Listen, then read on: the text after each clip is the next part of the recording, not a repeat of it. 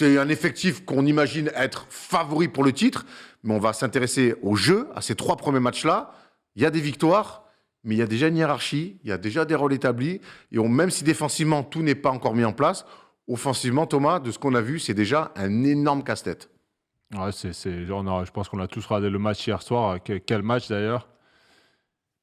Ça glisse déjà en fait. Durant, il sait s'adapter, la classe, il se met un peu en retrait, il laisse Devin Booker, on va dire, créer le jeu en premier. Et on a vu que ça fonctionnait très bien pour l'instant. Et c'est que le début. Au bout de 3 matchs, c'est déjà très impressionnant de voir ça. Donc ça annonce que du bon pour les Suns. Et clairement, ils sont favoris. Pour moi, les Suns, c'est le titre ou rien. Parce que ça serait un échec de ne pas avoir de titre avec Kevin Durant. Donc on va être fixé très prochainement. Thomas, c'est intéressant de voir Kevin Durant, scoreur, fort, qui répond tout de suite aux attentes, mais comme le dit Thomas Laroukis, qui sait, et ça m'a fait sourire de le voir se mettre, mine de rien, un peu en retrait, et c'est Booker qui est un peu la première option. Tu vois ce que je veux dire?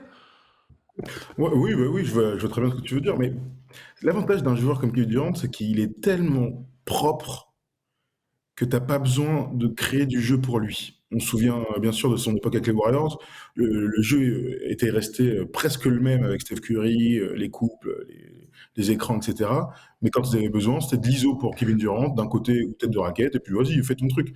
Là, c'est un peu la même chose. Alors pas exactement dans les mêmes positions que l'époque Warriors, mais il n'empêche que quand ils ont besoin de Kevin Durant, on lui file la balle, et puis il est tellement extraordinaire à mi-distance. Les gars, il a 70% au tir, hein. L'arme fatale. Il est à 70% au tir. Hier, le tir qu'il met à la fin, là, pour l'espèce de le dagger là, à la fin du match, mais gros, je pense qu'ils sont que 2 ou 3, et je suis sympa, hein, 2 ou 3 pour mettre ce genre de tir. Bien défendu, plus grand, facile, visage fermé. Voilà, tu fais gagner ton équipe dans une grosse affiche de la conférence Ouest. C'est ce qu'on attend de lui. Donc, moi, en fait, je suis pas du tout étonné. Je pense pas qu'ils allaient tourner à 38 points par match. Il y a un collectif qui est déjà en place. Il y a une hiérarchie qui est déjà en place. Il y a des mecs qui performent depuis quelques années. Kevin Durant, c'est pas du tout le genre de mec à venir et à dire, bon, bah, donnez-moi tous les ballons. Hein, il est pas assez con pour faire un truc pareil. Donc voilà, moi, je vois des mecs qui s'entendent très bien. Je vois 3 belles victoires très différentes des unes des autres. Mais certaines avec de la défense. Bon, c'était contre les Hornets, mais t'encaisses pas 100 points. C'est important quand même pour ces équipes-là. Voilà, je vois des premiers pas de Kevin Durant vraiment dans les meilleures conditions possibles. 12-17, il y a retiré seulement et 37 points. Mais c'est marrant là que tu parles du shoot qu'il met, c'est pour égaliser ou pas passer devant? J'ai un doute. Pour passer devant. Non, Pour passer devant, ouais. Et l'action d'avant, c'est Booker qui l'a pris. Et là, j'ai vu clairement qu'il était déterminé à le prendre parce qu'il part du côté Booker. En vrai, c'est pas un super shoot, mais Bullock, il peut pas aider parce que quand tu es sur Booker, ben, tu peux pas aller en aide. Du coup, lui, comme il fait 2,8 m et il tire en haut là, il a un contrable, il le met. Et c'est ça, moi, qui m'a marqué. Je sais pas si vous vous rappelez la fin de match. C'est que toutes les actions, Booker trappé, transfert, Durant trappé, et la bascule cette année pour les playoffs, ça sera Chris Paul. Il va falloir qu'il mette ses shoots ouverts parce qu'il va en avoir, les autres ailiers, parce qu'ils enchaînent trappe sur trappe. Au bout d'un moment, 2 ou 3 fois à la fin, Chris Paul, il a des shoots importants. Je crois qu'il les rate d'ailleurs. Il en met un à 3 points. Ouais, mais il fait une fin de shoot, là, il rate. Il y a Ren White qui en met 2 sur des bouts de chaîne. Voilà, sur des bouts de chaîne, et ça va être. Ça va être la grosse bascule pour eux. Ça va être les rotations comme ça, les joueurs en bout de chaîne, il va falloir qu'ils mettent leur tir. Et en plus de ça, on n'en parle même pas, mais il y a Ayton à l'intérieur quand même qui a des mains en or. Donc on peut trouver qu'il faut surveiller aussi. Donc ça sur la fin de match, je trouvais ça assez marrant en fait, de voir comment ils sont défendus. Tu vois, c'était vachement intéressant de se dire, putain, Booker trappé, transfert sur Durant qui était censé être ouvert, trappé direct, retransfert sur Chris Paul. Et là, il faut prendre la décision et ce qu'on note, Thomas, quand on regarde le match là, et ce que nous explique Laroukis, c'est déjà cette envie de se passer la balle. Il y a quand même 2 mecs qui mettent 36 et 38, mais malgré tout, et sur une fin de match en plus, il y a cette envie de se passer la balle. Et tu as raison, Ren White, il en met 4 hier, pas à 3 points, mais il en met 3. Match, ouais. Il en met 3 archi importants, et on n'hésite pas à aller jusqu'au bout de la chaîne pour aller trouver un joueur de banc. Ouais, non, c'est clair. Mais de toute façon, c'est une bonne équipe de basket. Ils sont allés en finale en jouant bien au basket. Monty Williams, il fait bien jouer son équipe. Donc, il n'y a pas de raison que ça change. C'est pas que l'ISO. Il y a quand même du mouvement. Il y a des role-players qui ont des ballons. On se souvient de Cameron Payne qui avait été exceptionnel. Mais si tu n'as pas un bon collectif, tu peux pas. Il n'y a pas des individualités comme ça de seconde zone qui peuvent éclore. Donc voilà, c'est une bonne équipe de basket. Mais c'est pour ça que je fais le parallèle avec les Warriors. parce que c'était une très bonne équipe de basket qui ont vu le meilleur joueur, en tout cas le joueur le plus propre et le plus efficace de la ligue les rejoindre. Eh ben, j'ai l'impression qu'on est un peu dans le même cas de figure. Alors, il y a peut-être des défauts ici ou là, on peut en discuter, mais c'est une très bonne équipe de basket qui a un vécu collectif, qui voit Kevin Durant débouler. Non, mais attendez, les gars. Alors, on a beaucoup parlé de chimère, de peut-être que. Non, non, les gars, moi, j'ai vu 3 matchs. Ça va être compliqué de les sortir. Alors, il y a des mecs qui ont des équipes qui ont des arguments, mais ça va être compliqué de les sortir. Kevin Durant, il est trop fort. Il est trop fort dans les grands moments, dans les moments où ça compte, défensivement. Il apporte des trucs qu'il n'avait pas non plus. Enfin, on n'avait pas non plus, no offense à Michael Bridges, hein, mais dans ce profil de poste 4, capable de contrer et tout, franchement, ils sont très impressionnants. Je sais pas ce que vous en pensez, quand même. Ah, Moi, mais j'ai cette sensation de putain, ils font kiffer, quoi. tu le disais, après, t'imagines le casse-tête pour contenir Booker déjà. Bon, c'est archi relou. Et maintenant, tu as Durant. Tu fais comment en fin de match? Tu t'es obligé de faire des choix. Et les deux sont tellement impressionnants. Enfin, tu as quand même deux des joueurs les plus élégants de la ligue qui jouent ensemble. Et les deux, ils ont une panoplie de skills. Voilà, ils ont tout en fait dans leur panoplie. Donc là, comme tu disais, je me demande comment ils vont les défendre en fin de match. En tout cas, s'ils arrivent à tenir le match. Après, seul souci, quand tu auras l'effectif, le banc, il est assez, il est assez court. On l'a vu hier, au niveau du banc, c'est un peu compliqué. On va y aller un petit peu sur le reste de l'effectif, mais j'aimerais quand même qu'on s'attarde un petit peu sur Devin Booker. Donc depuis 3 matchs avec Kevin Durant, c'est 37, 35, 36. Il était déjà sur une saison, alors il a été blessé un petit moment, il était déjà quand même sur une saison plutôt pleine. Mais là, on a l'impression qu'en fait, le premier grand gagnant de l'arrivée de Kevin Durant, c'est Devin Booker. Tu veux. Ouais, allez-y. Ouais. Parce qu'on n'avait pas compris ta question. Tu as dit Kevin Durant, il y a 36, 35. Je ne comprenais plus rien à ce que tu racontais. Ah non, c'est Devin Booker qui est à 37, 35 et 36 sur les 3 matchs avec Kevin Durant. On a l'impression que, évidemment, c'est les Suns, les grands vainqueurs de tout ça, mais que Devin Booker, directement, on a l'impression que ça lui a donné des ailes. Ouais, c'est vrai qu'il est sensationnel. On pouvait se poser la question un peu de ce qu'il est un peu moins tiré, etc. Mais Non. je reviens à l'efficacité. Non, mais je reviens à l'efficacité des mecs. Parce que C'est ça, oui, la il y a base. les scores bruts. mais 25 tirs de des mecs moyenne qui sur sont- les 3 matchs. Eh ben, il a raison. Qui l'envoie? C'est lui la première option. Ça changera peut-être en fonction des séries, des oppositions en playoff. Les Mais pourcentages. vas-y, envoie. T'as un All-NBA First Team. Oh, t'es un concurrent pour le MVP. Frérot, vas-y. Son mid-range, moi, on en a beaucoup fait sur le tir à 3 points. Mais là, je vois beaucoup de mecs dans cette ligue qui sont exceptionnels sur le tir, sur le mid-range. Hein. DeRozan, KD, Booker. On parlera de Michael Bridges qui a eu une déclaration très intéressante par rapport à ça tout à l'heure. Mais il a un game tellement épuré, David Booker. Tir à 3 points, 2 dribbles, je me lève. Mais les je cherche des pourcentages surtout, Thomas, c'est incroyable de shooter à ce pourcentage. On a tous joué un peu au basket. Shooter à 50% à 3 points, t'as vu les shoots qu'il prend? Non, mais c'est incroyable. Et moi, je le dis depuis le début, hein, tu sais que je suis un très, très grand fan des shoots à 2 points. J'adore ça, vraiment. Je trouve que c'est l'arme ultime. J'en parle tout le temps. Je le dis toujours pour être un top scorer. Et les plus grands de l'histoire à l'aile, en tout cas, étaient des top shooters à mi-distance. Jordan, Kobe, T-Mac, tout ce que vous voulez. Vous pouvez prendre tous les noms. Kawhi à son prime, enfin, même à l'heure actuelle encore. Voilà, le shoot à mi-distance, c'est la clé, c'est inarrêtable quand tu le maîtrises. Tu peux shooter à gauche, à droite, en te retournant sur un pied, comme fait Doncic. Et voilà, et là, ils en ont 2 dans les clips qui font ça et qui font ça à merveille. Donc, bonne chance aux adversaires.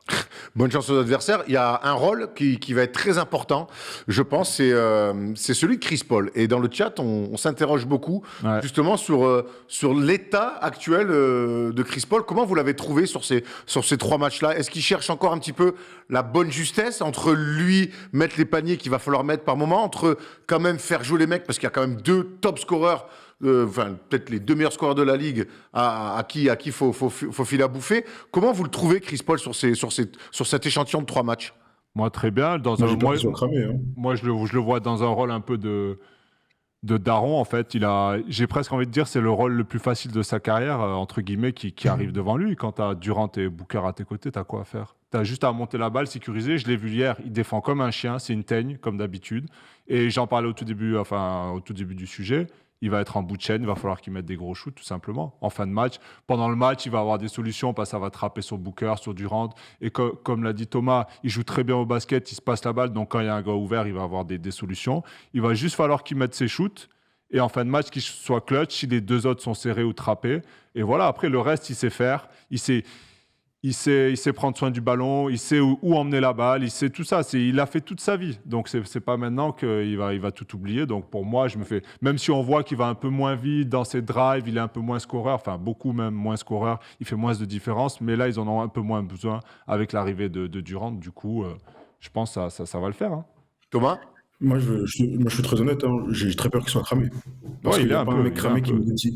Il y a aucun mec cramé sur la Terre qui met des tirs de fin de match importants dans les grands moments de playoff. Voilà. Donc, est-ce qu'il est capable de jouer intelligemment? C'est Oui. ça. Est-ce qu'il est capable de donner de très bonnes minutes défensivement? Oui. Le problème, c'est qu'il est meneur titulaire qui va jouer, il va jouer beaucoup, a priori, et que son backup, c'est Cameron Payne, et qu'il a un autre profil d'attaquant, etc. Et donc, moi, je ne suis pas rassuré par ça.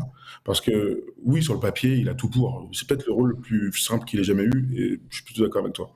Mais ils ont besoin d'un meneur de jeu qui sanctionne tous les choix défensifs. Est-ce que Chris Paul, dans les grands moments, sera capable, en 2023, de sanctionner les choix défensifs adverses? Pour l'instant, c'est un énorme point d'interrogation, et un point d'interrogation qui peut leur permettre de se foirer complètement. Vous êtes si persuadé que ça que c'est Chris Paul qui aura les tirs pour faire les bascules en playoff Il en aura, pas tous. Ah voilà, Mais il en aura. non, pas il est tous, sur le bien terrain. évidemment. Ah, Mais c'est je veux sur dire, le terrain. bien sûr qu'il va en Ouais. avoir. Comme hier, vraiment, il a 2 tirs super importants. Bon, il les rate. Et il va en avoir parce que Voilà. les 2 autres, ils vont être serrés. Et comme dit Thomas, après, moi aussi, j'ai cette crainte. C'est vrai que moi, je le vois un peu cramé. Mais comme il n'a pas besoin de trop en faire, s'il est malin, à lui de s'économiser pour les fins de match et pendant le match aussi de donner la balle, laisser les autres faire. Il y a Ayton aussi, on n'en parle pas du tout. Mais J'arrive, calme-toi, Ouais, j'y arrive. mais donc, il y a du monde en fait pour se reposer. Et lui, le but, c'est qu'il arrive sur les 5 dernières minutes en canne et soit prêt à mettre des gros shoots. Mais après, est-ce qu'il en est capable? Oui. J'en doute aussi comme Thomas. Voilà. On peut parler de plein de mecs, hein, mais à un moment donné, c'est le seul qui aura les ballons sur les extra-passes pour marquer. J'ai du mal à croire que ce soit Josh Okogie, j'ai du mal à croire que ce soit Ishmael Wainwright, j'ai du mal à croire que ce soit Torrey Craig. Voilà, donc on peut parler de Cameron Payne si vous voulez, mais si on compte sur lui, bon courage Non. à Monty Williams. Donc c'est Chris Paul qui aura ses ballons. S'il y a comme tu l'as très bien dit tout à l'heure, prise à deux, bah, faut bien faire la passe au bout d'un moment. Tu peux croquer, hein, mais advienne qui pourra. Voilà, moi je pense que Chris Paul, en tout cas je pense, je mets un point d'interrogation, mais immense. Il m'a déçu à de trop nombreuses reprises dans les Ça, grands c'est moments de sûr. playoff, alors qu'il était très influent. Là aujourd'hui, il est clairement sur le déclin, sur l'impact qu'il a sur les matchs, d'un point de vue des stats, encore que on peut en discuter, mais d'un point de vue visuel, c'est plus le même. Donc, je dis Ouais, pas qu'il est ouais. nul, hein, bien sûr. C'est vrai que qu'il leur but, c'est Il d'être fait champion. lourd. Il fait, Il doit un petit peu plus comme haut. dirait Polo, il fait vieux père. Il fait un peu lourdeau, Il fait alors qu'on l'a ouais. connu très, très Après, vivace. Après, je pense que, mine de rien, il a un rôle aujourd'hui qui est encore, comme tu dis, c'est peut-être rôle le plus simple de sa vie et le plus clair aussi. C'est faire jouer les mecs et à bout d'un moment, ben oui, ça va être toi et tes tirs ouverts à La mettre. pression, surtout que les vieux démons qui vont remonter, parce que là, Chris Paul, la bague, est-ce qu'il la mérite ou pas? Toutes les fois où il a craqué en playoff, là, s'il a encore des shoots pour amener en finale ou pour passer des tours, Il a la meilleure attention, équipe, là, il a la meilleure équipe de sa carrière. Il a la meilleure équipe de sa carrière parce qu'en plus de Durant et Booker, il a dans le 5 DeAndre Ayton. Dites-moi, les gars, si je me trompe, est-ce que finalement, pour le moment, même si dans l'attitude il reste correct, DeAndre Ayton est clairement redescendu dans la hiérarchie d'attaque des Suns. Hein. Il voit. Hier, Bah tu oui, vois, oui, oui, hier, oui, il y a un ouais, récital. ouais. Hier, il y a un récital Kevin Durant, Devin Booker. Mais à un moment donné, je trouve que n'hésite pas à amener un peu d'alternance parce qu'il fait les efforts, tonton, de flasher. Vraiment, c'est pour ça que je trouve que dans l'attitude, il est bien. Mais 16 points pour le premier match face à Charlotte. Ouais. 7 points avec 4 tirs à peine face aux Bulls. Et hier soir, donc face aux Mavs, 6 tirs à peine. Alors, il fait 16 rebonds, 2 fois 16 rebonds dans ces 3 matchs-là, mais 9 petits points. Est-ce qu'à un moment donné, il va aussi, dans les réglages futurs, essayer quand même d'alimenter un peu plus avec le grand? Voilà, là, avec l'arrivée Bah, bah, tout de suite de Durant, c'est les 3 premiers matchs, j'ai envie de dire, bon, c'est normal que on donne un peu les ballons à Durant. Et il va falloir qu'il s'adapte parce que il fait quand même une saison à 18 points, Ayton, donc ça veut dire qu'il a une importance en attaque. Voilà, à eux de trouver la bonne combine en tout cas, mais après c'est toujours compliqué, ça gagne, ça fonctionne, pourquoi changer? Après, il faut donner un peu à manger à Ayton parce qu'au bout d'un moment, peut-être que lui aussi va dire, vous me cassez les couilles, je vais commencer à moins défendre et à croquer un peu quelques ballons. Donc, il va falloir trouver un juste milieu pour que tout le monde y trouve son compte. Et ça va être, à mon avis, un des gros défis de Monty Williams de satisfaire son big man avec qui on sait qu'au début de saison, c'était un peu compliqué. Et là, ça va beaucoup mieux depuis le début de saison. Donc, il faut continuer sur cette voie-là. Mais là, il y a un ballon pour 3. Et on sait que les grands, Moi, notamment pour asseoir le rebond, on sait que c'est un fort rebondeur aussi, bon Ils défenseur, vont avoir besoin de lui. Hein. bon défenseur sur les pick and roll aussi. Ils vont avoir besoin de ce rôle-là de grand un peu ingrat.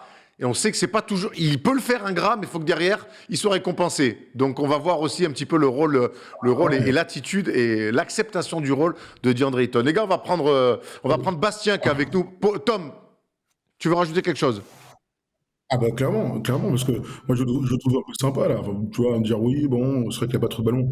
Frérot, DeAndre Ayton, il y a 24 ans, il rentre dans son contrat de superstar, il y a 0 ballon. Gros, moi je vous donne 3 mois avant qu'il pète les plombs. Hein. Et c'est pas Tyson C'est ce que je Chandler, viens de c'est dire. pas Mais Clint c'est ce qu'on dit. Capella. Ouais, mais oui, non, vous le dites un petit peu comme ça. Moi je vais beaucoup plus loin si on lui donne pas la balle, si en tout cas même dans les intentions, parce que là il voit pas la balle, tu sais, genre on le regarde même pas, quoi. C'est un pivot défensif. Ouais, clairement. Oh, si dans les intentions collectives, dans les systèmes appelés, tu ne files pas beaucoup plus à manger, je dis, il a tiré 4 fois la dernière fois. Moi, il doit tirer 12-13 fois par match, Ouais, lui. c'est ça. On est d'accord. Ouais, ouais. Donc, il y a quand même une énorme différence entre tirer 4, 5, 6 fois sur des trucs, des miettes là, de balles, des trucs tout pourris, et on annonce des systèmes pour toi, tu vas prendre quelques tirs. Alors, bien sûr, ce sera à lui de les mettre et tout ça, mais attention à pas le perdre. C'est pas comme si ça se passait très bien depuis quelques temps. Donc, on Là, verra en playoff. l'avantage, c'est que dans Oui, 3 mois, il est en vas-y. finale NBA normalement. Donc, et que quelque part, Imagine qu'il on est au milieu NBA. d'une saison avec la perspective de gagner un titre. Ça peut aider à avaler des couleuvres. Mais tu as raison, et c'est ce qu'on dit. Peut-être de manière moins directe que toi, mais DeAndre Ayton, c'est pas Tyson Chandler, c'est pas un pivot qui fait des allers-retours sans rien dire. S'il voit pas la gonfle, il y a moins qui pète les Hier, plombs. j'ai vu prendre un tir à mi-distance, je sais pas si Oui, tu te rappelles, oui, cette un peu gourmand. contre-attaque là, un peu de gourmand, c'est pas du tout lui. Il s'est dit putain, j'ai la balle, je suis un peu ouvert, allez, je l'envoie, on sait jamais. C'est exactement En ce genre 3 matchs, d'attitude. en 3 matchs, il a pris 20 tirs. Ouais, il avait pris le tout premier, je crois, il en prend 10, il fait 7-10. Là, les deux derniers, 6 et 4, c'est vilain. C'est Puis vilain. même dans des défenses resserrées, sur des matchs qui vont se jouer beaucoup sur du demi-terrain, au-delà de l'ego de DeAndre Ayton qu'il va falloir gérer aussi, filez-lui la balle, ça n'a jamais tué personne de Ça donner va la me balle reposer aussi. à un grand sgeg à l'intérieur. Voilà. T'as Ça des dépend qui, infos qu'on n'a quand pas. même, hein, ça dépend Bon. qui. Hein? Ça dépend qui quand même, hein. Tu dis ça, frère, il y a des mecs à qui on a donné la balle, c'est que du mauvais. Hein. Non, mais on parle de big man avec des moves un peu Mais post même si bas. même si c'est pour ressortir la balle, ça n'a jamais tué personne. Hein. Oui, c'est vrai. Pour ressortir la balle, ça veut dire QI basket, bonne main. Ça fait deux choses que les grands bêtes n'ont Frère, pas on en parle de général. NBA, gros. Tu me parles de pivot de National 3, là. Bref, on va accueillir Bastien enfin, parce que si Thomas veut bien le laisser arriver. Salut Bastien, comment ça va? Salut les amis, ça va super bien et vous? Ouais, ça va bien, mais j'essaie de te donner la parole depuis quelques minutes, mais Thomas est très bavard ce soir dans son salon. Mais voilà, bienvenue à toi et on t'écoute sur les Suns, sur ce nouvel effectif et forcément ces nouvelles ambitions. Qu'est-ce que tu penses du départ des Suns avec Kevin Durant? Alors ben, moi je suis ravi hein, par ça, je veux dire, enfin mon joueur préféré c'est Devin Booker et ensuite dans ma liste il y a Kevin Durant, donc de les voir réunis déjà ça a commencé à me hyper l'été dernier après la saison, enfin, après la finale de conférence catastrophique contre Dallas, ça a commencé à me hyper ce genre de rumeurs, tout ça, on entendait que voilà, KD au Nets c'était pas vraiment ça, donc Kyrie s'en va, KD est transféré, il arrive. Et même s'il revient d'une blessure, on sait que KD, c'est peut-être le joueur le plus adaptable de la ligue. Enfin, voilà, c'est le meilleur attaquant de tous les temps. Bah, on peut en discuter, mais ce mec est incroyable. Il a un des mid-range les plus purs. Son arme à 3 points est incroyable. Et pareil, défensivement, il apporte énormément à cet effectif des Suns, puisque c'est un fort contreur. En dessous, dans le 5 de départ avec DeAndre Ayton, ça, mine de rien, ça empêche forcément certains joueurs d'essayer de pénétrer. Donc, enfin, voilà. En plus, les matchs étant joués maintenant, on voit qu'il est bien revenu. Les 2 premiers matchs, il y avait un peu de management de son timing, de son game time. Donc, ouais, il a très peu shooté, mais encore une fois, il est très très adroit. Donc voilà, c'est incroyable. Hein. Sur les 3 matchs, il est à 70%, on a dit. C'est Kevin Durant, évidemment, il n'y a plus grand chose à dire, on le sait, il n'a plus rien à prouver. Hein. Il a été MVP de finale 2 fois, il a gagné avec Golden State. À Golden State, encore une fois, comme vous l'avez dit, c'était une très forte équipe et il est arrivé, il s'est adapté, ça a gagné, ça a fait une dynastie qui est incroyable. Donc, j'espère que ça va être la même chose chez les Suns. Pour l'instant, sur les 3 premiers games, quand même, on a un match un peu difficile qui vient d'être celui-là, et Charlotte et Chicago, bon voilà, ça s'est fait quoi. Mais là, c'était intéressant, sachant qu'en plus Dallas c'est juste derrière, donc Bon, voilà. C'était une victoire importante, toi, dans la conférence Ouest, et ça va être intéressant de voir comment les Suns vont finir aussi la saison régulière, parce qu'on imagine sur une potentielle finale de conférence que l'avantage du terrain, bon, même si eux, l'avantage du terrain sur des matchs 7, ça les intéresse pas, ils se font ouvrir en deux, hein, mais bon. J'imagine qu'on apprend tous de nos erreurs. Ils sont actuellement 4e et ils sont à 2 matchs de Sacramento. Ils sont à 3 matchs des Grizzlies et 9 matchs et demi de Denver. On imagine Il y a la deuxième place à jouer. Ouais, qu'il y a la deuxième place à aller chercher, notamment avec les Grizzlies, pour des raisons qu'on connaît. J'aimerais maintenant, on a parlé de Kevin Durant, de Devin Booker, de Chris Paul, de DeAndre Ayton. J'aimerais qu'on parle maintenant de Monty Williams et des choix qu'il a fait. Notamment, Dufan, je vais vous appeler par nom de famille, comme ça sera plus simple, de mettre Joe Okogie dans le 5. Et j'aime bien cette idée. J'aime bien d'avoir ce joueur un petit peu bon défenseur, capable des bons soirs de mettre des points, 25 contre Chicago, d'être un bon défenseur, de prendre du rebond, de remplir un petit peu des cases. J'aime bien cette idée-là d'avoir intégré Josh Okogie dans le 5. Ouais, non, c'est vrai. C'est lui ou Torrey Craig, hein. De toute manière, Torrey Craig a plus d'expérience. Shokoji, on avait quand même beaucoup d'espoir autour de lui à Minnesota. Il s'est un peu perdu et on l'a plus vu, hein, tout simplement. Et il se relance un petit peu avec les Suns. Le match avec les 25 points, là, personne n'a jamais compris. Personne encore aujourd'hui n'a compris pourquoi il avait explosé autant les compteurs. On va pas se mentir, hein. Moi, j'y crois pas une seconde qu'il soit capable, ici ou là, de sortir des matchs à plus de 20 points. Mais bon, tant mieux pour lui. C'est comme ça qu'on s'impose aussi dans un roster. Il leur faut de toute façon un défenseur à l'aile. Donc Torrey Craig ou lui, pour moi, c'est 2 bons profils.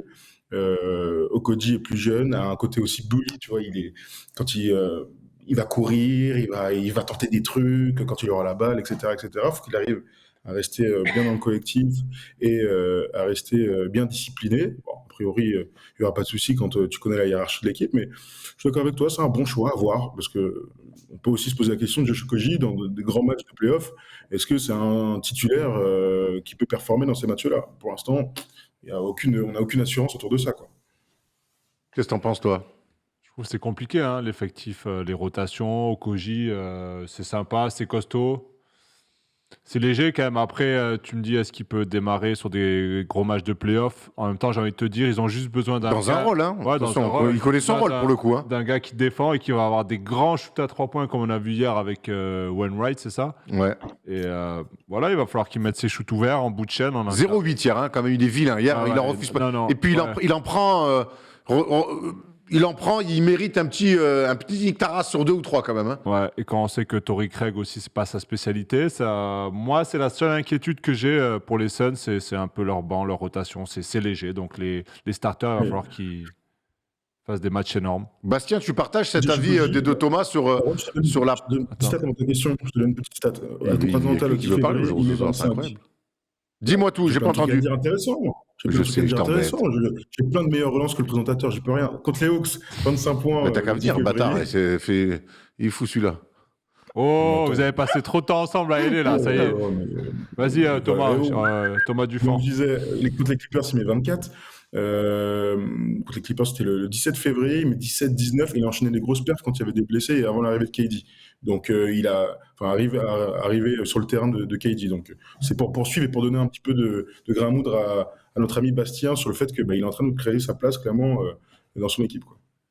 Bastien, sur le choix d'Okogie dans le 5 majeur, et même un peu plus loin sur la profondeur de cet effectif, parce qu'on va le voir, il y a des noms qui pour l'instant ne sont pas complètement encore intégrés. Je pense notamment à TJ Warren, à Terence Ross qui est arrivé. C'est quand même des vétérans qui connaissent un peu la ligue. Oui, tout à fait. Alors, c'est vrai que ce que j'ai envie de dire, moi, c'est que quand on a dans un 5 de départ Booker, Paul, Ayton et Durant, offensivement, on pourra toujours avoir sur le terrain au moins 2 joueurs qui sont efficaces. Défensivement, ça laisse quand même la place à pas mal de rotations. Encore une fois, on peut toujours essayer de défendre correctement le cercle et les ailes. Après, on va voir tout à fait comment TJ Warren et notamment surtout s'intègre, quoi. Voilà. Moi, c'est vrai qu'on a besoin de son expérience, notamment pendant les playoffs. Va falloir voir si les gens, en fait, ils sont globalement hypés par l'arrivée de Durant et ils se disent ok les gars, c'est l'année, là on va aller chercher le titre et on va tout donner, et on va juste tout donner, quitte à finir sur les séries de playoffs de 7 sur les gencives et aller jusqu'au titre, quoi. Au bout d'un moment, enfin, on va pas faire venir un joueur incroyable défensivement d'ici la fin, là j'y crois pas. On verra après cet été notamment, je sais pas, il y a des rumeurs sur Van Vliet pour remplacer Chris Paul, tout ça. On verra ce que ça peut donner. Encore une fois, ça sent bon. Mais là, voilà, pour finir l'année, il va falloir se sortir les doigts, quoi. Voilà, c'est tout. En défense, il va falloir se sortir les doigts. Voilà, franchement. Mais il y a un autre aspect que je veux voir avec vous, c'est le côté un petit peu loser de cette équipe des Suns. On se souvient qu'en finale, ils mènent 2-0 et finalement, ils perdent 4-2. On se souvient que l'année dernière, ils ont un match 7 à domicile, ils explosent complètement.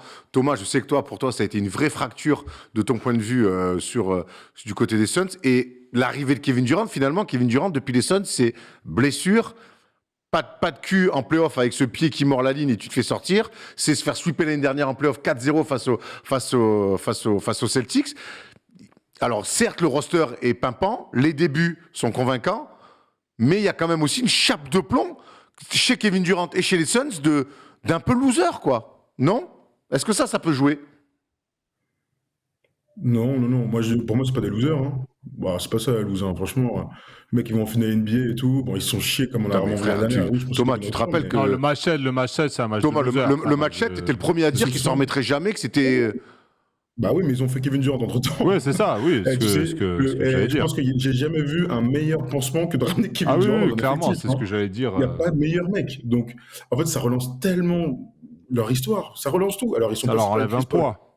hein. Bah, de ouf, de ouf. Donc, moi, on n'en est pas encore à dire que c'est des losers, hein. Ça fait 2 campagnes de playoffs. Tu vois, il faut, dosons un petit peu, j'ai envie de te dire. Les mecs, ils font une finale NBA, tu te rends compte? Ah, mais Il y a des mecs qui en rêvent et tout. Donc, je suis pas encore à dire que c'est des losers. Par contre, là, avec KD, il se chie un peu, vraiment lamentablement et tout. Là, on pourra commencer à en discuter. Ah bah voilà, j'ai réveillé ma fille maintenant avec tes conneries, Erwan. Putain. non, mais en fait, quand je dis c'est pas des losers, c'est dit que ça soit KD de son côté ou les Suns de leur côté, même si pour moi la campagne où ils vont en finale NBA a été le commencement de quelque chose, même si quand tu mènes 2-0 en finale et que tu perds 4-2, ça pique un peu comme les Celtics l'année dernière, qui quand tu mènes dans une finale NBA, à part 1-0, mais quand tu mènes 2-1 et que tu perds, bah, tu te vois, il y a une forme de cassure aussi. Et quelque part, de son côté, Kevin Durant, entre ses blessures et le sweep face aux Celtics, on n'est pas chez des gagnants. Voilà, on va pas les traiter de losers, évidemment, mais on n'est pas pour l'instant chez des gens qui gagnent. Et on sait qu'en face, tu vas jouer les Warriors, qui sont ce qu'ils sont avec la saison qui traverse. Eux, pour le coup, ils ont cette culture de la gagne. Ouais, mais tu rajoutes Durant, tout simplement. Enfin, c'est un des meilleurs joueurs de la ligue. Il a 2 titres NBA, mine de rien, c'est-à-dire qu'il a l'expérience aussi de ça. Il a deux fois MVP. Avec les Warriors. Ouais, avec les Warriors, 2 fois MVP des finales. Mais là, c'est pareil, il se rajoute à une team. Bon, les Warriors gagnaient déjà sans lui. Là, il se rajoute à une team qui a fait une finale NBA, bon, qui se fait sortir salement l'année dernière. Vraiment, c'était horrible, hein. Je pense pour eux, ça a dû être très dur à vivre, hein. Prendre 30, combien ils prennent 35, Plus, je crois, un truc comme ça. Moins 40 Et à la c'est mi-temps. à Phoenix en plus. Ouais, c'est à Phoenix, ouais. Je pense que voilà, c'était horrible, surtout Chris Le match, Paul. quand tu regardes le match sur League Pass, ils mettent moins de 16. Ouais. Ah, moi, j'en fais encore des cauchemars, hein, le deuxième carton. Ouais, et je pense que ça a dû marquer Chris Paul aussi, voilà, parce que je pense que tout le monde dit là-bas que c'est un peu un loser, parce qu'avec Houston, on sait qu'il avait échoué. Là, à Phoenix, il passe tout près encore une fois. Et c'est pour ça aussi, c'est là qu'on comprend pourquoi ils sont allés chercher Kevin Durant et qu'ils ont laissé partir des jeunes talents en contrepartie. C'est pas ce qu'ils veulent gagner maintenant, avec un Kevin Durant qui est à son prime encore. Et voilà, auprès de jeunes joueurs comme Booker et Ayton. Je vois que le mot loser fait tiquer dans les commentaires, mais je vais peaufiner, te laisser et te donner la main. Bastien, toi qui es fan des Suns, en fait, c'est ce que les franchises, jusqu'à qu'elles gagnent, il n'y a pas de culture de la gagne. C'est comme ça que ça marche en NBA. Les Warriors, bon, ils avaient gagné dans les années 70 avec Rick Barry, mais en fait, ils ont récupéré cette culture de la gagne avec un titre.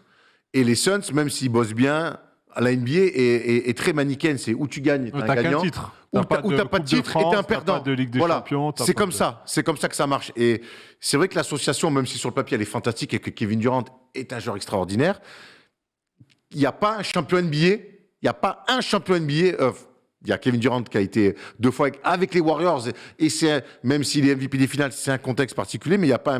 Il sort des Nets où il a été en échec, et les Nets sortent d'une finale où tu mets. C'est ça, en fait. Est-ce que toi, Bastien, fan des Suns, t'as peut-être peur qu'il y ait d'ailleurs cette peur de gagner, peut-être, autour des Suns?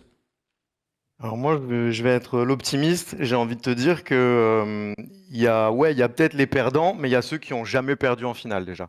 Donc, tu es arrivé en finale, tu étais à pas grand-chose de gagné. Tu es tombé contre Yanis qui est Yanis, encore une fois. Hein, le mec est à 30 points sur tous les matchs, 10 rebonds, il est incroyable, il joue tout. Enfin, voilà, c'est une machine. Donc, t'étais à rien là. Et là, globalement, ce qui va se jouer, c'est que dans les moments importants, dans les derniers runs de playoff, là, il va falloir marquer le shoot de la gagne. Tu as ajouté un mec pour répartir cette pression. C'est-à-dire que c'est plus forcément Booker qui va devoir se démener avec 3 défenseurs sur lui pour mettre un shoot à la con. C'est plus Ayton qui va être trappe à l'intérieur ou juste Chris Paul qui est plus ce qu'il était et qui est un excellent distributeur et un mec avec un IQ basket très très haut mais qui n'est plus peut-être capable d'être le joueur flamboyant en attaque qu'il était. Maintenant, tu as Kevin Durant qui va être là et qui va pouvoir prendre ses shoots et on sait que à avoir un mec en fin de game, en game 7 qui prend un shoot, je préfère que ça soit Kevin Durant plutôt que n'importe qui d'autre, quoi. Donc voilà, moi je pense que ça va le faire, quoi. Et je pense aussi que si tu gagnes pas cette année, tu as quand même Booker, Ayton et KD pendant 2-3 ans là. Tu as moyen de faire des choses très très intéressantes et de revenir en maxi contender l'année prochaine. Donc, mais j'y crois pour cette année. Franchement, j'y crois pour cette année. Ils vont devoir se coltiner aussi le contrat de Chris Paul hein, sur les années à venir. Ça, c'est un autre débat. Mais il le savait. Ouais. Mais après, quand on sait à quoi ça peut jouer un titre NBA, voilà, ça peut se jouer sur beaucoup de choses. Déjà, il faut rester en bonne santé. Ça va être la première des choses. Voilà, il faut qu'aucun de ces joueurs ne soit blessé parce qu'en plus, quand on voit l'effectif à quel point il est raccourci, ça va être super important. Et donc voilà, après, ça peut jouer à peu. Mais pour moi, clairement, ils font partie des favoris. J'ai du mal à voir une autre équipe quand j'y réfléchis plus forte que. Tu les vois sortir de l'Ouest. On va pas aller jusqu'à titre de champion. Il y a Milwaukee en face, notamment qui en ce moment impressionne. Thomas Dufan, toi, tu les vois sortir de l'Ouest aussi? Ah, il est parti voir sa fille. Il est parti voir sa fille, certainement. Il y a toujours Milwaukee qui m'impressionne, surtout si Middleton revient au top. Bien évidemment, je le dis à chaque fois, il faut que Middleton soit au top niveau. Bastien, le calendrier des Suns, pour finir, il va être intéressant là, sur ce mois de mars, début avril. Ils vont notamment jouer, donc là, le prochain match, c'est contre Oklahoma City. C'est toujours des matchs plutôt cool à jouer contre eux. Après, Sacramento, Golden State, Milwaukee enchaîné. Ça, c'est pas mal.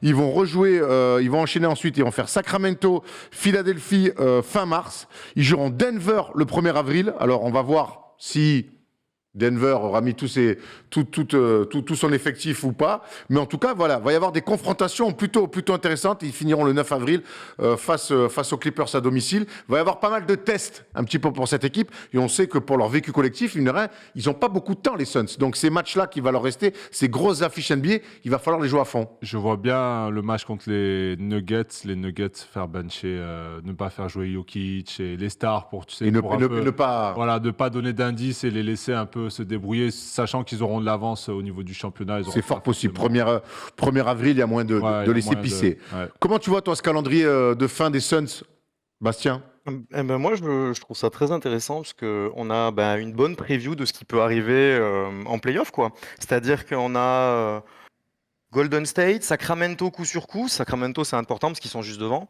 Donc, dans cette course à la 3e place, déjà, sans parler de ce que va faire Memphis, indépendamment avec le cas Ja Morant, mais ça peut être pas mal. Pareil, on a un test avec Philadelphie, c'est-à-dire qu'en face, on a un des duos les plus performants de la ligue. On a quand même Embiid et Harden qui sont.